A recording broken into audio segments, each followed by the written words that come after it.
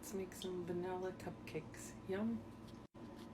This recipe is from Ginger Snaps Baking Affairs, and it's this girl Karissa, and I've known her for a really long time, and she makes all these wonderful recipes. So let's go make her vanilla cupcakes. Yum!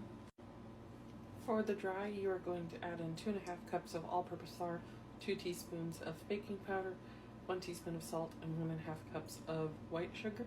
You're going to mix that all around and set it to the side.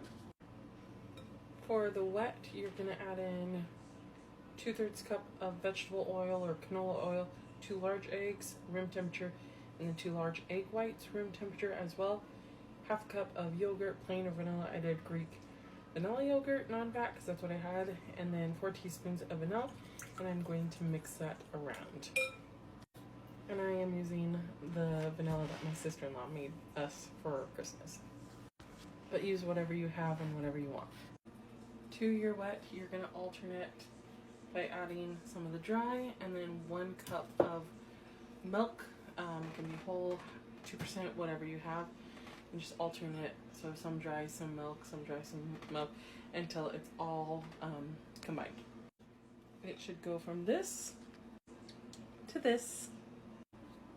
Fill about 2/3 of the way full and stick it in your oven at 350 for about 15 to 20 minutes. I'm gonna do 7 minutes first, rotate them, do another 7, and then check them just to make sure. Look how perfect those are.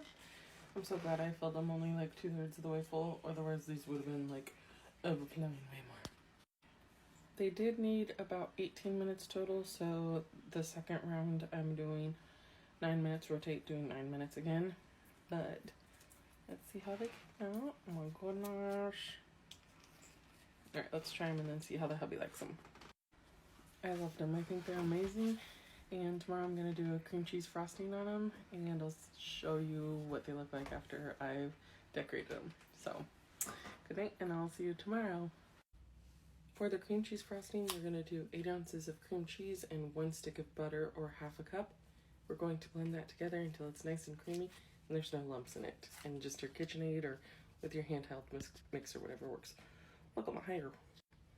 For the butter and the cream cheese, you want them both at room temperature and use a paddle attachment. That's pretty perfect, and I'm going to scrape down the sides and add 3.5 cups of powdered sugar, 1 teaspoon of vanilla, and a pinch of salt. And it should look like that. And I'm going to dye it green, and I'll show you how it looks frosted on the cupcakes.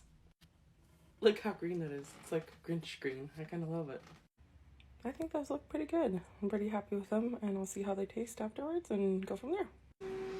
My hubby and I loved the cupcakes. I definitely think next time the only thing I'll do differently is add butter instead of oil.